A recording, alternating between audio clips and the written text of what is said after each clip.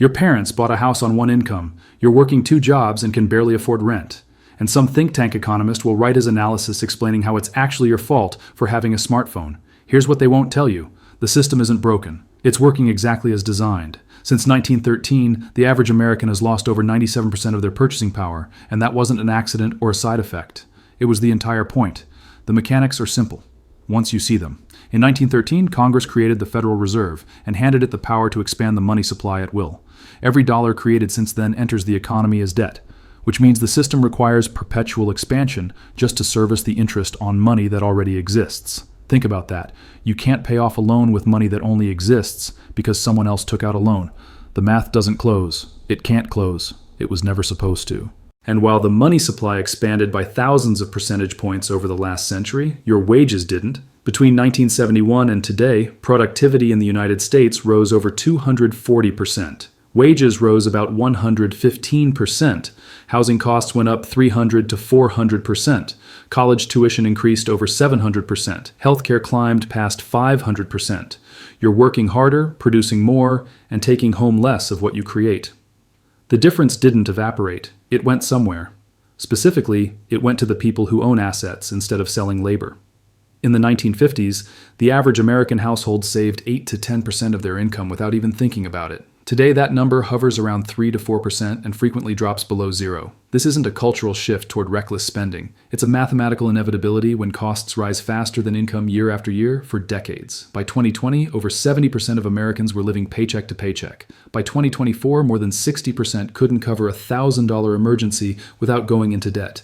These aren't moral failures. They're structural outcomes. The Federal Reserve didn't arrive as some bureaucratic accident. At the start of the 20th century, American banking was a mess of competing interests and periodic panics. Banks collapsed regularly, credit markets seized up, and every time things went sideways, the same people lost money. The big financial institutions in New York, they weren't interested in fixing the instability. They wanted control over it. In November 1910, a small group of bankers and politicians met secretly at Jekyll Island off the coast of Georgia. The Rockefellers were there, J.P. Morgan's people were there, a U.S. senator was there. They spent 10 days drafting the blueprint for a central bank that could expand the money supply on demand, provide liquidity during crises, and most importantly, ensure that the next financial panic wouldn't wipe them out.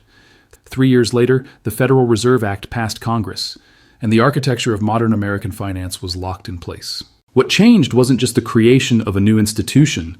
What changed was the nature of money itself. Before 1913, money in the United States was backed, directly or indirectly, by gold. That backing imposed a hard limit on how much currency could exist. Banks couldn't print their way out of trouble. Governments couldn't finance wars by conjuring money from nothing. And when credit contracted, it stayed contracted, until real economic activity justified expansion again. After 1913, that constraint disappeared. Money became a liability of the Federal Reserve, created whenever the Fed bought bonds or extended credit. And because every dollar was loaned into existence, it came with interest attached. This is the key point most people miss. If all money is debt, and all debt carries interest, then the total amount owed will always exceed the total amount of money in existence. The only way to keep the system running? Create more money, forever, exponentially. For the first few decades, the effects were gradual. Wars accelerated the process. World War I, World War II, Korea, Vietnam, but the gold standard still acted as a brake. Then in 1971, Richard Nixon severed the last link between the dollar and gold. From that point forward, there was no limit. The money supply could expand as much as the Federal Reserve wanted. And it did. Between 1971 and 2024, the U.S. money supply increased by over 2,000%. Wages did not. Here's how the theft actually works. When the Federal Reserve creates new money, it doesn't drop it from helicopters. It buys government bonds from banks, which increases the reserves those banks hold. Those banks then lend that money to corporations, wealthy individuals, and investors who use it to buy assets. Stocks, real estate, commodities. Asset prices rise first. By the time that new money filters down to wages, prices have already adjusted. You get a 3% raise while costs go up 8%, and you're told to be grateful you got anything at all. This is why asset owners got richer while workers got poorer. Since 1980, stock markets increased over 1,500%. Real estate in major cities outpaced wages by multiples.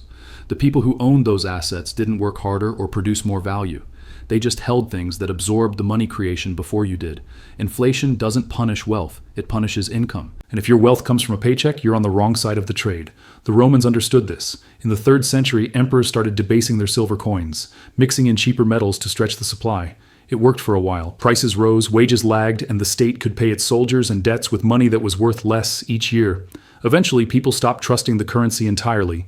The economy collapsed into barter, and the empire fragmented.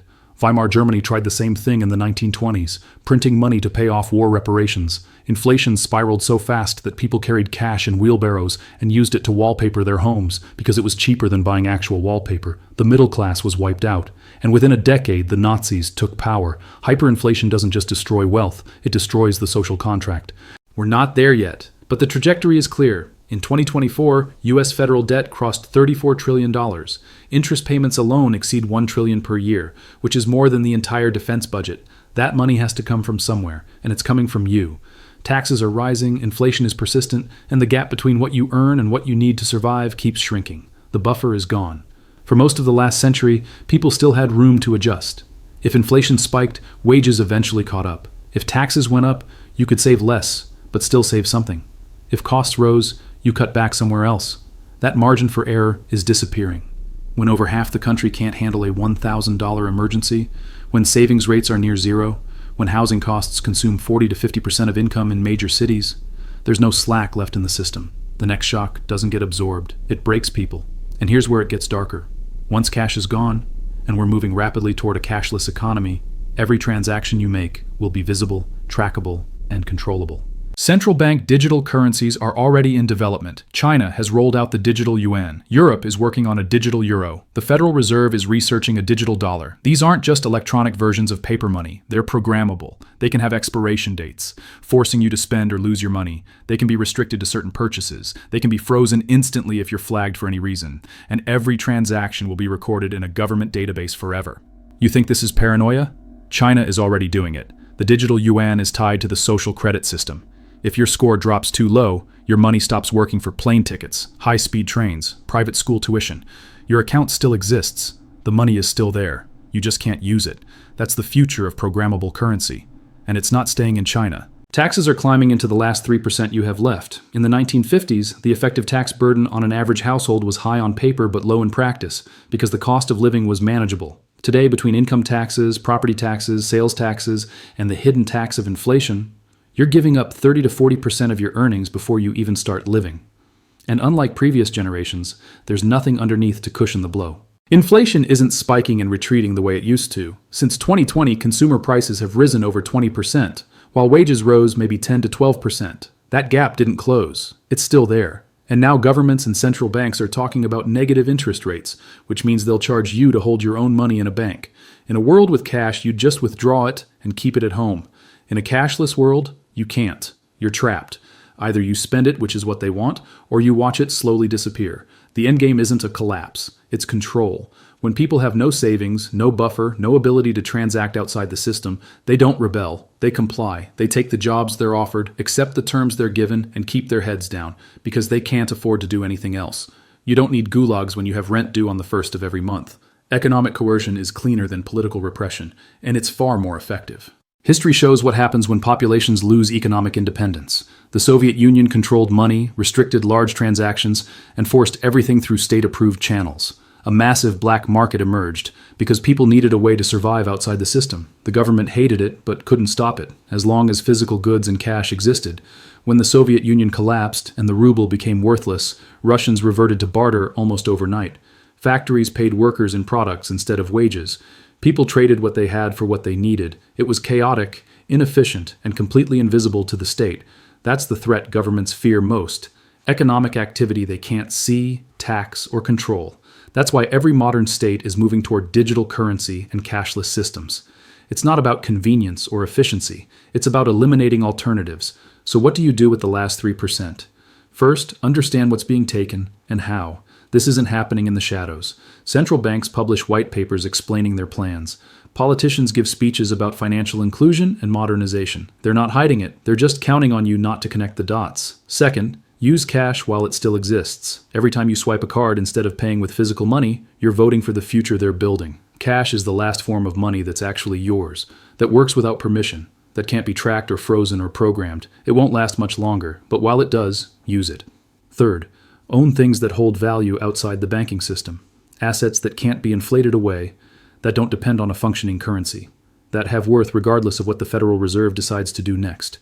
The system is designed to erode what you earn and protect what you own. If you only earn, you lose. And finally, recognize that this isn't a problem you can solve individually. The math is structural. As long as money is created as debt, expansion is mandatory. As long as expansion benefits asset owners first and wage earners last, inequality will compound. As long as the system requires your compliance to function, your freedom is negotiable. The 97% is already gone. The last 3% is what they're closing in on now. And once it's gone, there's no reset button, no going back. Just a system where money only works if they let it, where transactions only happen with permission, and where survival itself requires you to stay in line. They won't call it tyranny, they'll call it progress, and by the time you realize what you've lost, you won't have the resources to fight back.